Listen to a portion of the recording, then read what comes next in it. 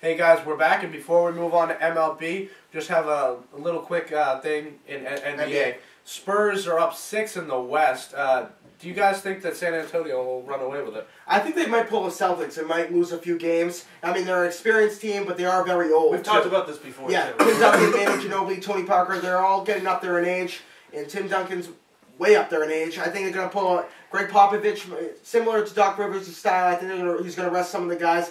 I won't be shocked if they lose some games. I think you might see a team like Oklahoma City, an up-and-coming team. They might come up there and maybe take that first slot. I'm not ruling out the Lakers at the first spot, but right now, I'm betting my money Spurs take that spot. I think the Spurs are going to be third. I really do. Because the second half of the season, they're not going to play anybody. They're going to rest. They're going to lose games. I agree. It doesn't matter. So I think you might going to see a little extended minutes for DeJuan Blair and Gary Neal, who are both having big seasons, but they're young guys. They're going to have to pull a big baby Nate Robinson type thing, carry the some of the older players. But I still like the Spurs as number one seed. But we got a question on our email asking, is Chris Bosh overrated? Yes. Yes, he is. I know this guy's hurt, but the Heat, I think they can win without this guy. This guy's too finesse. He's not physical enough. This guy doesn't put his body into it. He doesn't draw enough fouls. I said before the season I like Stoudemire more than him. Yeah, The only thing with Chris Bosh was when he was with the Raptors, he was the only guy over there. Yeah. I mean, they had Bargnani too. Now, coming to Miami, you're going to see his true colors. I think right now, I think he's a little overrated. I think you're going to see around 14, 15 points throughout. He's more of an offensive person. Obviously, yeah. Defense, he's not physical enough. Yeah, no, not at all. I mean, out of that position, you need a good The one good thing about Chris Bosh is he does have that outside shot, not outside three-point shot, but deep too. But even when he's shooting that, he's missing a lot too. All right, moving on. A lot of ground to cover. All right, moving on. Before we go into MLB, again, NHL is very quick. It's just a question. It's close to the All-Star break, so who do you guys think is going to take the whole thing? I'm going to say one team that sticks out to me. I know Pittsburgh's there. I know Boston's there. I know Vancouver's there, but it's Philly right now. And Sergei Bobrovsky, Rookie of the Year in my mind, I think the one thing that they had was their drawback last year was a solid goaltender. But this team is absolutely loaded. They have Chris Pronger back. They have great defense with Brandon Coburn. But their offense is best offense in the game right now with Jeff Carter, Bill Aleno, Jeff Van Riemsdyk, Mike Richards. The list goes on and on. Claude Giroux, who's an all-star. I think this team jumps out to me, and I think they're going to be Stanley Cup champions. I'm not counting out Tampa Bay, but I still like them. But Pittsburgh. I think it's going to be between Pittsburgh and Philly. I think Philly, with that experience from last year, especially because they were in the Stanley Cup Finals, with a solid goaltender, I don't see them losing with Sergei Bobrovsky, and now they have Brian Boucher backing him up if he goes down. Brian Boucher has the experience too. I like Philly. And Chris Pronger coming back, I think their only problem was losing Chris Pronger. I thought they were going to fall down. They stayed up there. They're still 6 points ahead of the second team in that East. That's the only thing that's making me lean towards Philly a little bit. Is just how they handle that Pronger too. Thing. Coburn, Timonen, Carl Pronger, like we mentioned. Very good team. They're a great team. I like Philly. All right. Finally, moving on to MLB. Andrew Jones signs a 1-year contract with the New York Yankees. Now, do you think he has anything left in his tank, Brian? I think he does. I mean, he's not going to go out and be an all-star, but he's going to do what the Yankees want. That bat off the bench that they've been looking for. It's someone who can fill in for the outfield in occasional games. I mean, it's better than nothing, And I don't know. I like the signing. It's a low-risk thing. I mean, it's another one of those Shaq signings. I mean, Yankees needed something. I don't think Russell Martin was that guy. Rafael Soriano was big. But, I think that fans coming to Boston with Adrian Gonzalez, Kyle Crawford, they need that one guy to come back. I don't think Andrew Jones is that guy, but at least fans can come say, oh, maybe we can see Andrew Jones. That's going to be pretty cool. I don't think he's going to do much. I mean, he made a pretty good splash his rookie year against the Yankees in the playoffs. Yeah. This isn't like the Manny Ramirez, Johnny Damon thing with the Rays. That was a great move. This is just an average move, but I like it for the Yankees. I think it's a good move just because they got that bat off the bench that they needed. Yeah, they did. And it's a right-handed bat, and he's been there, 10-time Gold Glove winner. I don't think he has that same kind of glove, but the experience is there. And maybe if Posada goes down, and maybe they need Posada to catch, he can be that DH. Yeah. last year he did good. He did average in the beginning. Yeah. Then he just did horrible. Yeah. And then he did good again. Yeah, with the Rangers. At the end of towards yeah, the end of the season. one thing I just think he doesn't have the stamina. If you're going to get an Andrew Jones, I think they should have went out and spent a couple extra bucks. I mean, they have the I'll money agree for with Vlad you. Guerrero. I would have gotten Vlad Guerrero. I mean, they're both. But I don't think Vlad wants to come off the bench. That's the only thing. I mean, he's going to the Yankees though. I mean, he has a good chance to win. He wouldn't come off the bench though. He's on the decline of his years right now. I mean, he doesn't have a ring yet. There's still a few teams out there that would take him as a DH, a starting DH. So why would he drop? I mean, his big thing right now is money, and I think he wants to win a ring. And what better choice to go to the Yankees? I don't think he needs playing time right now. I would love to see that, but Andrew Jones, good consolation prize. All right, moving on to fantasy talk right here. Jess from Denver asked us, is Posey the best catcher this upcoming year in fantasy? Is Jess a girl or a guy? Who knows? I don't know. Uncle Jesse, full house. It'd just be kind of cool getting some female viewers in here too. Yeah, we had this one last week too. Yeah. I'm pretty sure it's a girl. I just think it's pretty cool that we got some female viewers coming in too. So. Yep. But best catcher. Victor Martinez. Joe Mauer. Ryan McCann. Top 5. Definitely top 5. Definitely top 5. Maybe top 3. I can't give it a number 1 yet. No, he's not best catcher, I don't think. I mean, he might have the best upside as a catcher, playing in that middle of the lineup, but I don't think that he has the guys around him to get the same kind of production. He's going to get drafted too high. I think he might be better than, say, a Brian McCann or a Victor Martinez, but as far as fantasy goes, with the lineup, you need a big lineup around you. I put him 4th right now. If you can get him late, then snag him. Oh definitely. Yeah, but you don't know too much about him. I mean, don't spend your first round pick on him. Yeah, he had a good playoffs, but this is the kind of guy that players that are new to fantasy don't really know what to do. But sometimes you may overrate him a little bit and get him first. I'd wait back a little bit on him. I'd go with the solid Joe Mauer. It's kind of reminds me of like a Giovanni Soto type thing. Yeah, and what did Giovanni Soto do last year? He sucked. His first big year, and then nothing. I think Posey's a little bit better than him. There's also Santana, too, on Indians. He's a pretty good catcher. Yeah. Miguel Montero, who was hurt last year, I think he can come back. Even a Weeders. I'd wait on Posey a little bit. Stick with I'd go Mauer, Vmart, McCann, then Posey, actually. Yeah. I put him 4th. All right, moving on. We have a final question here. Matthew from San Francisco asked, is Pujols the runaway one, and who else could challenge him? Runaway first one. I'd go. If you get first pick, I mean Pujols. I'd go Pujols. Last year it was Pujols, Hanley Ramirez, A-Rod. I think Pujols is the runaway guy. He's not that injury prone. I mean, he gets injuries here and there, but he has a great lineup. Good guy behind him, Matt Holliday. Another couple guys, if you want to take a gamble, is Hanley Ramirez still. He's still fast. A-Rod's dropping way down. Evan Longoria. I look for Joey Votto. I think he's going to have another good season. And I look for Miguel Cabrera. This guy's just steady. I think he might be he's younger, so he has less risk of injury. But if you get number 1, I'm going Pujols. I say get Pujols and trade him. Yeah, that's what I say too. Because you could get 2 very, very good. You could get like a Miguel Cabrera and someone else for him. Yeah. So. And that's what I do too. I usually get the guys and then trade them. I usually trade up and trade 2 guys for 1. That's what I try to do. But I do that same thing. Get Pujols, try to trade him. See how your draft works out. Maybe you get a Miguel Cabrera, who's going to put down a little bit less numbers, most likely, than Pujols. But then you can grab another guy, maybe like another kind of cargo guy from last year, which you did. Or maybe you need a pitcher. Yeah, but Cargo was great. There's he was a lot a throw-in for me, and yes, there's a lot of. I won that league. I took it. But there's a lot of sleepers this year, and I think we're gonna go a big fantasy week next week. But we'll talk about the sleepers next week. But I would still go Pujols number 1. When does fantasy baseball? I think it's the end of February. End of February. For Yahoo, I think for Yahoo it's the end of February. For ESPN, I think it's the beginning of February.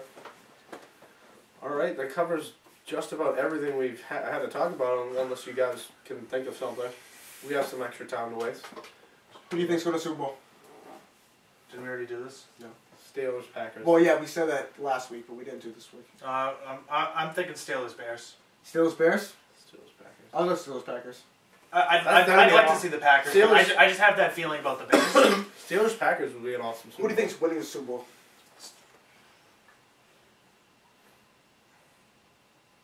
I'm gonna say Steelers.